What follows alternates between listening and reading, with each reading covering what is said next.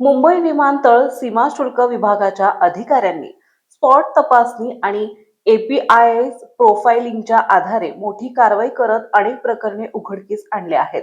बँकॉकहून आणलेल्या 9 प्रवाशांकडून 8 प्रकरणांमध्ये एकूण 44.292 किलो संशयित हायड्रोपोनिक गांजा जप्त करण्यात आला असून त्याची अंदाजे किंमत सुमारे 44.292 कोटी रुपये आहे. या सर्व प्रवाशांना नार्कोटिक ड्रग्ज अँड सायकोट्रेप सबस्टेन्सेस एनडीपीएस कायदा 1985 अंतर्गत अटक करण्यात आली आहे. याशिवाय 299 ग्रॅम मेथाक्वालिन हा एनडीपीएस पदार्थही जप्त करण्यात आला असून त्याची बेकायदेशीर बाजारातील किंमत सुमारे 74.75 लाख रुपये असल्याचं सांगितलं जात आहे.